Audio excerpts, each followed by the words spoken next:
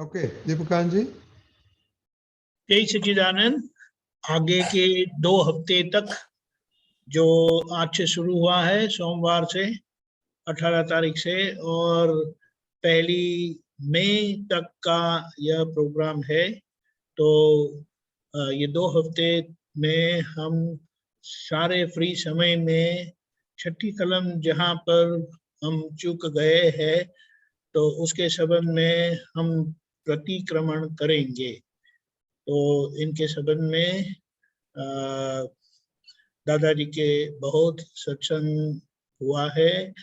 दादाजी की 2 किताबें भी हैं, शील दर्शक नामक 2 किताबें, उत्तरार्थ और पूर्वार्थ। तो ये दोनों का अध्ययन भी बहुत सारे आप पुत्रों ने किया है।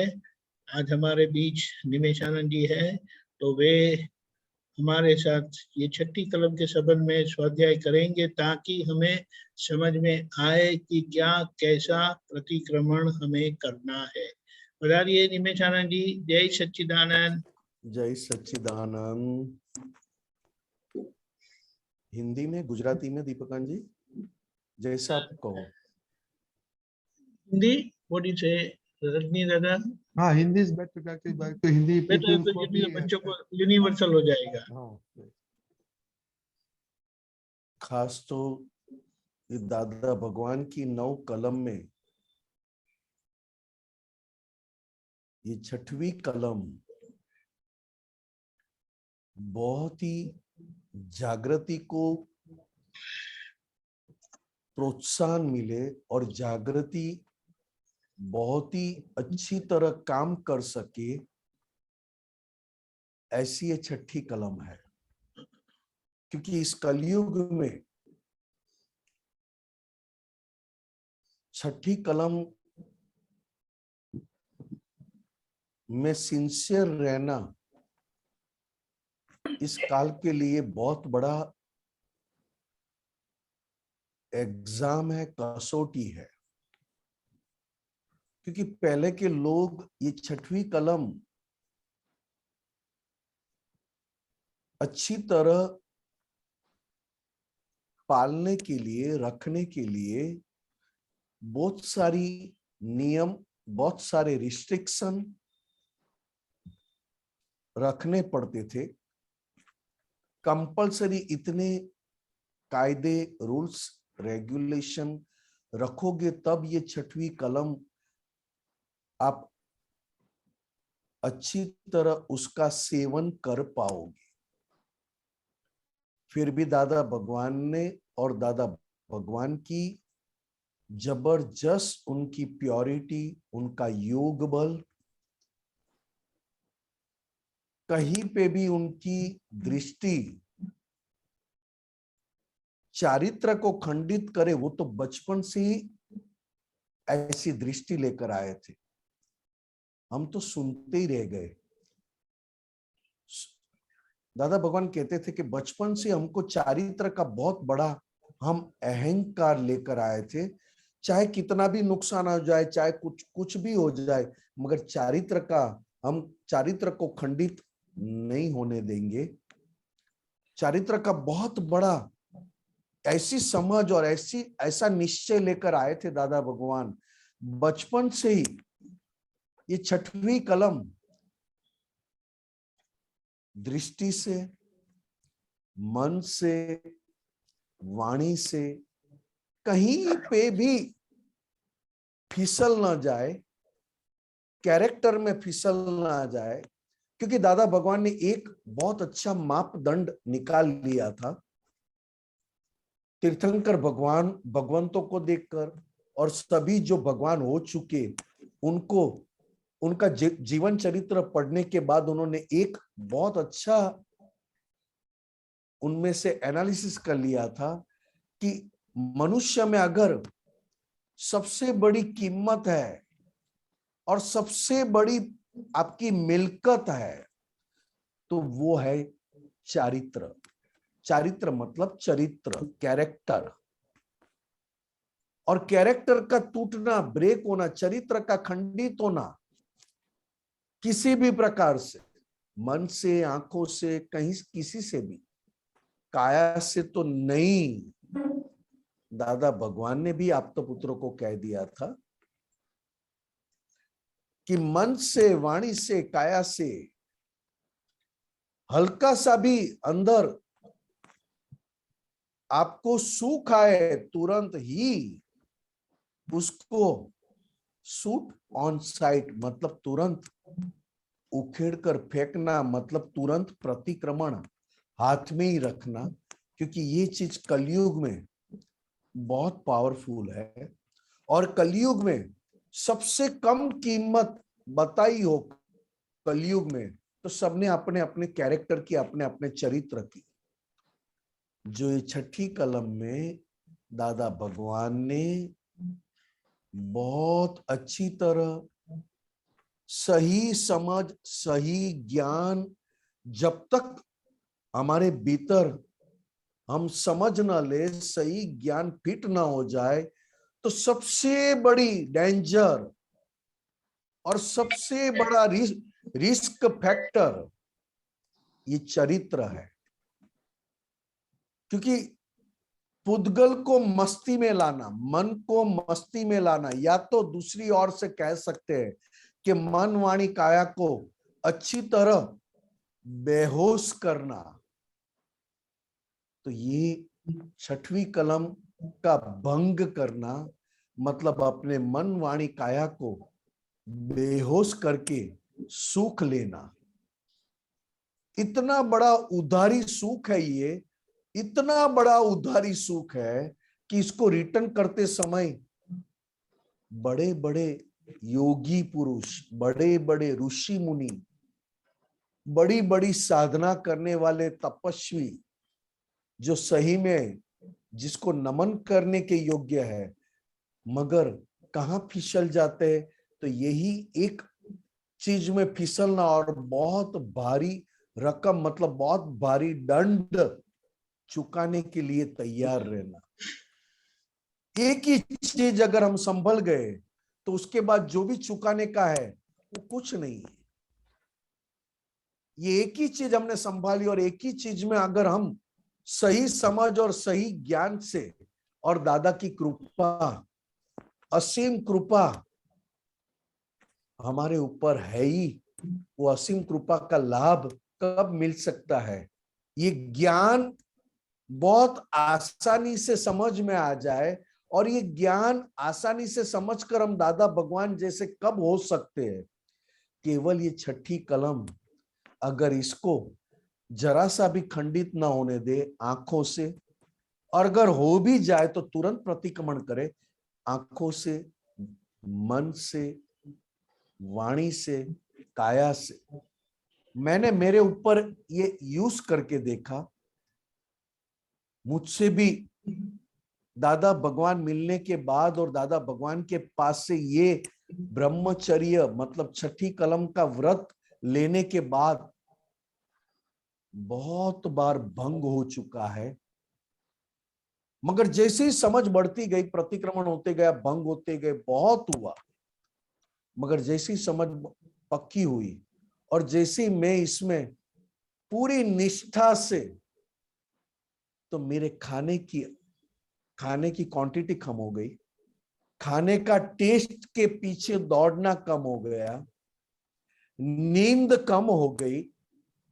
इतनी मन वाणी काया, इतने मन वाणी काया का मैं सत्संग और किसी भी स्वाध्याय या इसमें यूज करूं, थकान कम लगे, नींद कम आए, और बार बार दादा भगवान के बताए हुए विधि करना और शक्तियां मांगने में मुझे बहुत अंदर से उल्लासित, प्रसन्नता बढ़ती जाए। जब चारित्र खंडित होता है, ब्रह्मचर्य खंडित होता है, तब मैं विधि करता हूं तो विधि का भी कोई आनंद नहीं आए। विधि होते रहे मगर विधि का कोई मुझे फायदा ना होवे। खाना जितना खाता था उससे दुगना हो गया, फिर भी ताकत नहीं। बार बार टेस्ट के पीछे भागूं, ये दाल अच्छी, ये चावल अच्छा, ये साग अच्छा, ये अच्छा। ये सब अच्छा खाने के बाद एनर्जेटिक खाने के बाद भी एनर्जी ना आए, नींद बैठे बैठे भी सुस्ती रहे, 8 घंटा सोने के बाद जागने के बाद भी शरीर सुस्त और शरीर और मन अपना काम करवा ले।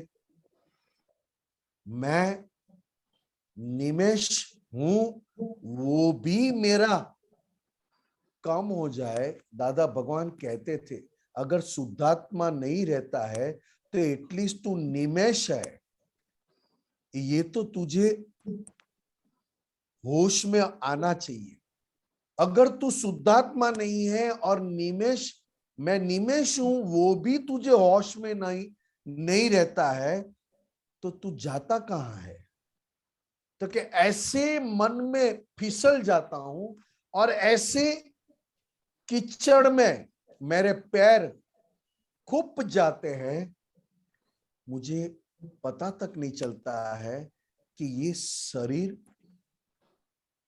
फिसला हुआ है, मन फिसला हुआ है, कि मेरी अंदर की नियत, इंटेंशन इस शरीर के साथ पूरी कीचड़ में चली गई, वो पता नहीं चला। क्योंकि जैसे जैसे इस छठी कलम का जहां जहां भंग होते जाए तो जागृति खड्डे में चली जाती है। क्योंकि खुद को पहचानना, खुद के साथ स्फूर्ति में रहना, खुद के साथ सूझ और अच्छी लगन के साथ शरीर के साथ काम करना, वो जागृति पूरी खत्म हो जाती। यहां तक जागृति खड्डे में चली जाए, ना तो खाने की कोई फायदा, ना बोलने में कोई फायदा, सोचना, क्योंकि जागृति को डायरेक्ट असर करने वाली कोई चीज हो, मतलब आपकी जागृति को, आपके चित्त को, आपकी जागृति को कोई फ्रैक्चर करने वाली कोई चीज हो, तो ये छठवीं कलम का भंग होना नहीं पता चलता। ये कलयुग में छठी कलम का भंग हुआ है, वो नहीं पता चले तो भी अंदर से ऐसा सुख आए, ऐसा सुख आए कि ज्ञान का दुरुपयोग करके भी ये छठी कलम में बाईपास करके अपनी खुशी, अपना सुख उसमें, ब्रह्मचर्य में बहुत बड़ी ताकत है और बहुत सुख है, ऐसा ज्ञान भीतर से ऐसा काम करे कि दादा का ज्ञान, दादा की बात, दादा की समझ सब ये छठवीं कलम भंग करने में मैं अपनी मर्जी से यूज करने लग जाऊं कि नहीं इसमें कोई बात नहीं, ये तो डिस्चार्ज है, वो जो है वैसा ही है, ये तो भरा हुआ माल खाली हो रहा है। ऐसे करते करते इसके पक्ष में, इसके सपोर्ट में, और भीतर का सुख जो माना हुआ है इसमें, ये चखने में मैं बहुत सारी ट्रिक यूज कर सकता हूं, यूज करता था। ट्रिक बहुत अच्छी तरह यूज करो।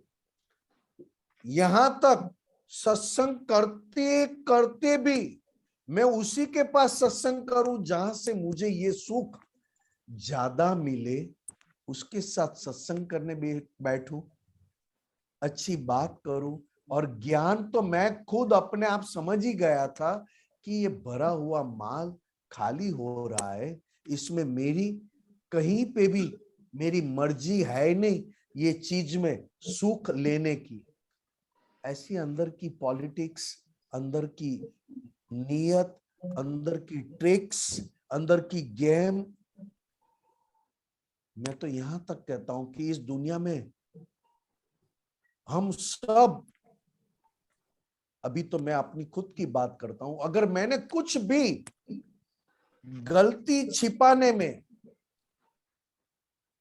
जो मैंने मेरी एनर्जी, मेरी ट्रिक, मेरी करप्शन अगर मैंने यूज किया हो, तो सबसे ज्यादा गलती छिपाने की मैंने कोशिश केवल ये छठी कलम का भंग होना और अपने आप को बाहर से आप्त पुत्र के रूप में दिखाई देना, क्योंकि लोग बाहर से मुझे आप्त पुत्र ही देखेंगे, मगर मैं समझ गया था लोग मुझे आप्त पुत्र के रूप में नमस्कार करेंगे, बुलाएंगे, मगर मेरी खुद की औकात, मेरी खुद की वैल्यू, जो दादा भगवान की आज्ञा से मैंने जो कुर्ता पायजामा पहना है, जिसको जबा लेंगा कहते हैं गुजराती में, कुर्ता पायजामा, जो दादा भगवान की आज्ञा से मैंने पहना है, वो कुर्ता पायजामा जितनी भी मेरी औकात नहीं, मेरी वैल्यू नहीं है, क्योंकि लोग मुझे आप्त पुत्र के रूप में केवल कुर्ता पायजा से पहने हुए से पहचान रहे हैं, ना कि मेरी खुद की कोई चरित्र, कैरेक्टर या कोई मेरी खुद की एक लायकात खड़ी हुई हो, मैंने देखा नहीं है। केवल दादा भगवान की एक, दादा भगवान के नाम से मैं टिका हुआ हूं। हालांकि ब्रह्मचर्य कलयुग में, मतलब छठी कलम, ये कलयुग में अगर संभल जाए और छठी कलम के एग्जैक्ट उसमें आ जाए, तो कोई ज्ञान एक्स्ट्रा समझने की जरूरत ही नहीं है, क्योंकि शास्त्रों में भी दीपक आनंद जी, यहाँ पे तो मैं ज्यादा ओपनली, मेरी एक लिमिटेशन आ जाती है, फिर भी मैं जितना होता है उतना मैं बोलता हूं। शास्त्रों में भी ये छठी कलम सिंसियरली इसमें रहना, तो शास्त्रों में भी कहा कि ये चीज आप अगर जीत गए तो आपको कोई गिरा नहीं सकता।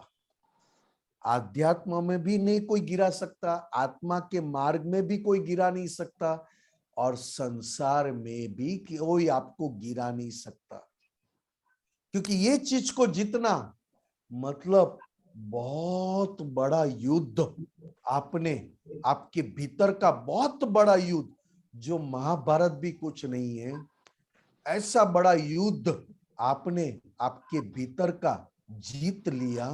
अभी आपको ज्ञान से आत्मा में या स्पिरिचुअल में, आध्यात्म में गिरने की कोई गुंजाइश रहती नहीं है, क्योंकि छठी कलम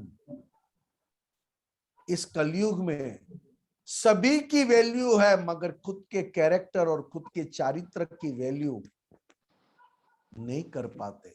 इसके लिए आजकल जो पिक्चर चलते हैं, सीरियल चलते हैं, या कोई भी चीज एंटरटेनमेंट, मनोरंजन, एंटरटेनमेंट, उसमें केवल ज्यादा इस चीज का ही मार्केटिंग करते हैं।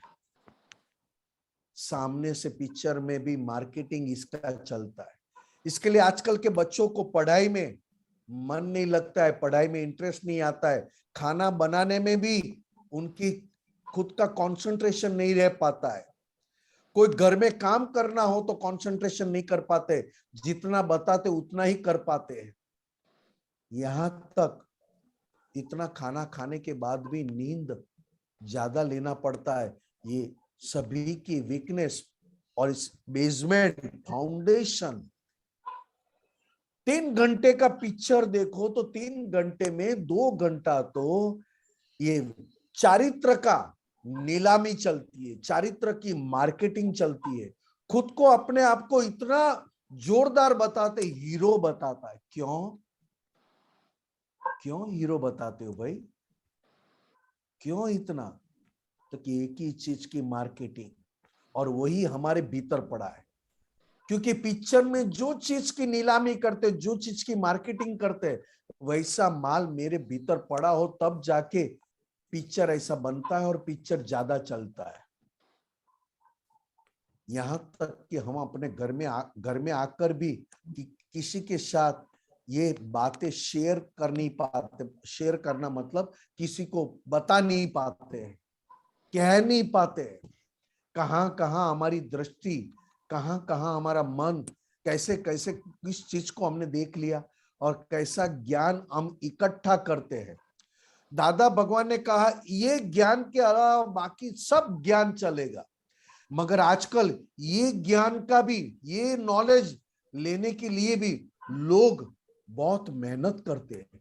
मुझे ताज्जुब लगता है, बहुत ताज्जुब लगता है ये चीज, इसका नॉलेज लेना, और ये नॉलेज लेकर यही चीज हमको दिन रात सताए। हमारे घर में हम सबके साथ ओपनली, फ्रैंकली बनकर बैठ नहीं पाए। क्यों भाई? तो कि ये गलती है। इसके लिए दादा भगवान इस काल में यही एक ही छठी कलम के ऊपर जो दीपक आनंद जी ने बताया, 2 किताब, एक है 400 पन्ने की और एक है 400 से कम पन्ने की, एक ही शब्द के ऊपर इतना सारा सत्संग और इतनी सारी बात और इतनी सारी ओपननेस। ये दादा भगवान की क्या बात है, क्या प्योरिटी, कि एक ही शब्द को कलयुग में जहां पर ये कलम की जरूरत नहीं है। दादा भगवान कहते थे कि कलयुग में ये कलम कभी किसी को काम में नहीं आएगी, क्योंकि यही इसी के आधार पर तो जी रहे। अगर ये सुख भी चला गया तो जिएंगे कैसे ये लोग? मर जाएंगे, सुसाइड कर लेंगे। मगर एक ही ये सब्जेक्ट के ऊपर 700 पन्ने की सत्संग की बात निकलना, उससे भी कहीं ज्यादा आप्तपुत्रों के साथ तरह तरह की बात करके दादा भगवान ने इस चीज को बहुत अच्छी तरह, दादा भगवान ने दो कर भी अब तक पुत्रों के पीछे बहुत मेहनत की है, बहुत मेहनत की। ऐसी मेहनत तो आज तक किसी ने नहीं की होगी, उतनी मेहनत दादा भगवान ने, कि ये चीज में। और छठवीं कलम, हम कहते हैं कि अहिंसक होना है, हम कहते हैं कि ये करना है, हमको ये करना है, मगर छठवीं कलम भी ये पूरी कलम की निचोड़ रख देती है। अगर छठवीं कलम की में हम परफेक्ट आ गए ना, तो बाकी की सारी कलम अपने आप अंदर खुल जाती है। मगर क्या करिए, कलयुग में दादा भगवान की 9 कलम की वैल्यू होना आसान नहीं है। 9 कलम के अलावा कोई भी कलम बताओ, वैल्यू हो जाएगी। आप कहोगे कि इसमें धंधे की कलम रखो तो हो जाएगी, लक्ष्मी की कलम रखो तो हो जाएगी। मगर ये जो 9 कलम में, उसमें भी आज जो छठी कलम है, उसमें तो इतनी गलतियां होती है, इतनी गलतियां होती है, जो हम अगर देखने को बैठे ना, तो प्रतिक्रमण एक ही चीज का बार बार करे तब जाके वो फीकी पड़ती है। ये तो फीका पड़े ही नहीं है। चाहे आप 1 घंटे का प्रतिक्रमण में बैठ गए ये छठी कलम लेकर, और मुझे लगा कि मैंने बहुत प्रतिक्रमण कर दिया, मगर उसके बाद 2 घंटे के बाद वापस उसकी शुरुआत हो जाती है, क्योंकि फिक्का पड़ना उसके पीछे तो बहुत, हमें पूरी जागृति उसके पीछे लगाए तब जाके प्रतिक्रमण, और तब जाके ये चीज फीका पड़ता है। दादा भगवान कहते थे ये छठी कलम को उम्र के साथ कोई लेना देना नहीं है। 80 साल के हुए होंगे, 75 साल के हो जाएंगे, फिर भी ये चीज बुढ़ापा आती नहीं है, ये कलम को बुढ़ापा लगता ही नहीं है, क्योंकि यही कलम हमको संसार में जीने के लिए उत्सुक रखते हैं।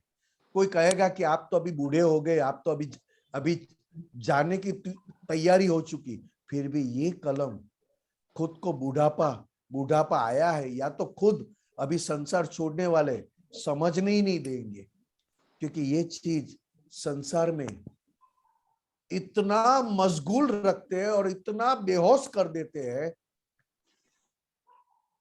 जो दादा भगवान ने कहा कि हम बचपन से ये चारित्र के, कैरेक्टर के हम बहुत ही पक्के थे।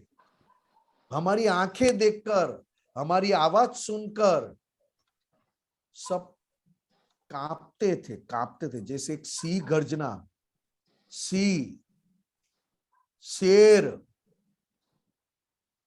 जो गर्जना करे और सारे जंगल में जितने भी प्राणी है सब कांपने लगे, ध्रुजने लगे, कांपने लगे। उनकी एक ही, ऐसा दादा भगवान की आंखें और उनके आवाज सुनते ही कोई भी ढीला आदमी हो, कैरेक्टर का लूस आदमी हो, जिसकी नीयत खराब हो, वो तो दादा भगवान के पास में आने से भी डरने लगे। ऐसा दादा भगवान इस काल में थे वितराग। दादा भगवान भीतर से वितराग, मगर उनकी चारित्र, उनका कैरेक्टर पूरे ब्रह्मांड को कंपन हो जाए उनकी आवाज सुनकर, उनकी वाणी में पावर देखकर, उनकी आंखों में प्योरिटी देखकर।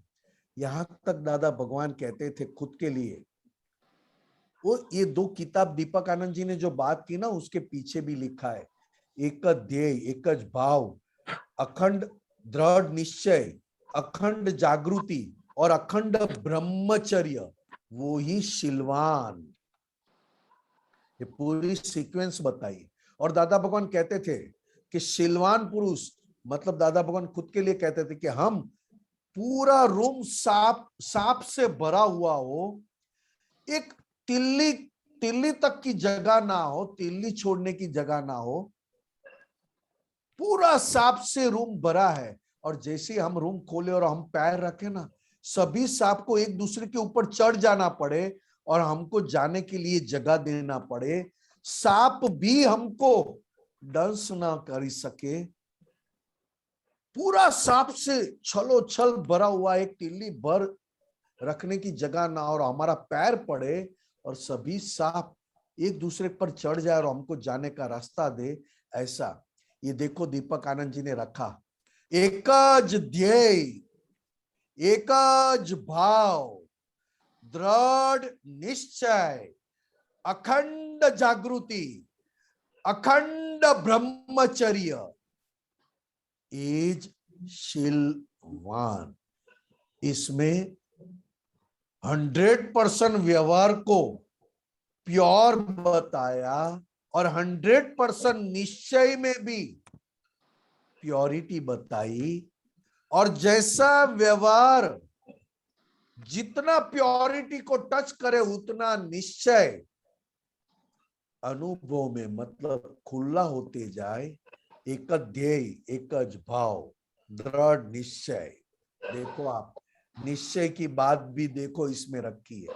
और साथ साथ व्यवहार कैसे ऊपर आ सकता है, व्यवहार का पल्लू कैसे निश्चय के लगोलग आ सके, तो वो दिखाया अखंड जागृति और अखंड ब्रह्मचर्य। ये दोनों चीज व्यवहार को इतना ऊपर उठाए कि निश्चय के साथ बरोबर में आ जाए, निश्चय के साथ लगोलग आ जाए, तब जाके शीलवान कहा है। नहीं तो क्या होवे, व्यवहार खड्डे में है और बातें निश्चय की है। व्यवहार पूरा खड्डे में और निश्चय की बातें।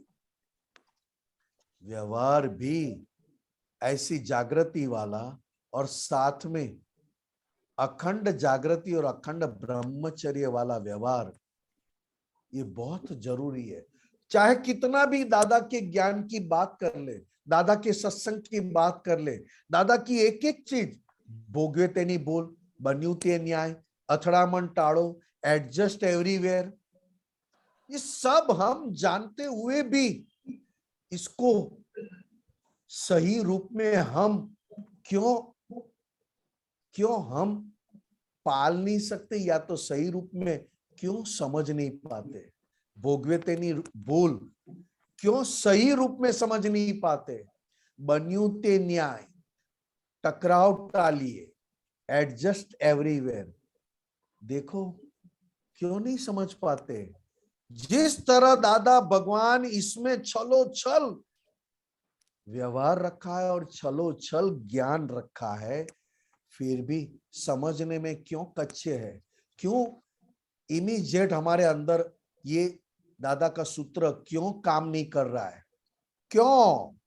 तो कि वहां पे चारित्र मतलब पात्र, सुपात्र, सुपात्र, योग्य पात्र, जब तक सुपात्र बनता नहीं है मन वाणी काया, जब तक मन वाणी काया प्योर सुपात्र जब तक नहीं बनते तब तक ये सारी बातें समझ में तो आती है, ऐसा लगता है हमको, मगर भीतर जाके काम नहीं करते।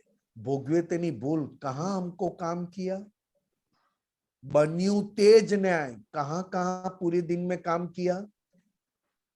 टकराव टालिए कहां काम किया? क्यों भाई, क्या कमी है?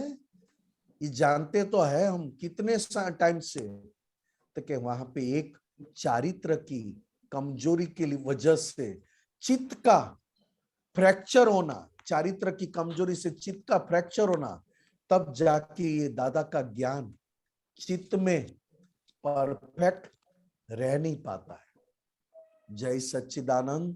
दीपक आनंद जी सॉरी, जय थोड़ा सच्चिदानंद। जी अरे टाइम, सब टाइम ही टाइम है। जी जी जी जय सच्चिदानंद, बहुत बहुत धन्यवाद। जय इसकी सच्चिदानंद। क्लैरिटी बड़े अच्छे से हुई और इसका महत्व भी अच्छा सा समझ में आया है। जय सच्चिदानंद। और 2 लाइन आप पुत्रों के लिए भी ज्यादा बोलते थे। एक ब्रह्मचर्य में 5 व्रतो आवी जाए, आखा शरीरे जो सील उभराय, अने चौथी लाइन पूरा त्रिकरणમાં हाँ पूरा ઉદ્ગલ સાર જો વર્તાય તેની उद्गल અંતર सार। समाधि न जाए। हाँ ये पद, ये छठी कलम को, छठी कलम के साथ अगर ये पद, ये 4 लाइन भी पूरा पद ही जबरदस्त है, मगर ये 4 लाइन में सुपर दादा भगवान ने ज्ञान को बहुत अच्छी तरह रखा है। कविराज साहब ने, कविराज जी ने तो कमाल कर दिया। एक ही ब्रह्मचर्य में 5 महाव्रत आ जाए, क्या बात है, क्या बात है कलयुग में।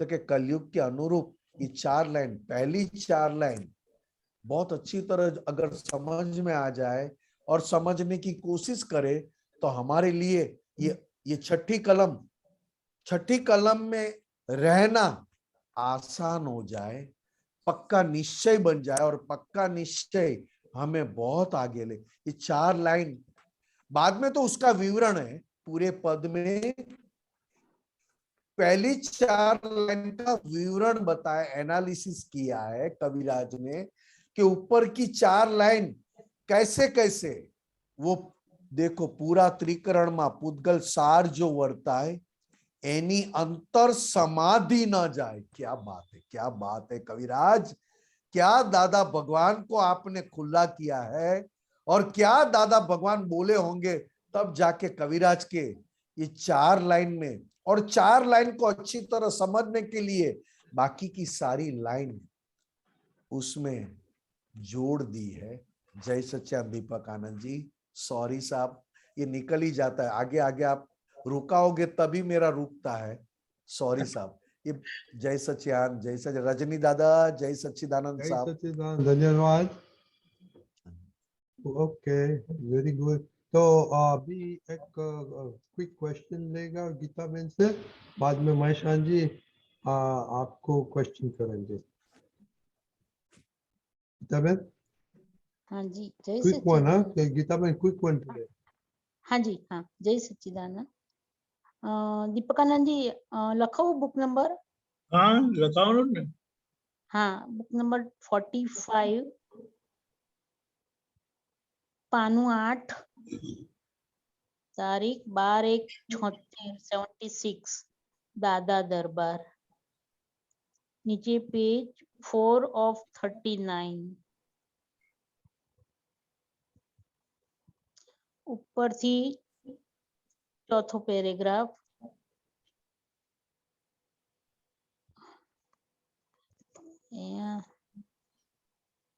મહેશ આનંદજી સાહેબ જય સચ્ચિદાનંદ. જય સચ્ચિદાનંદ.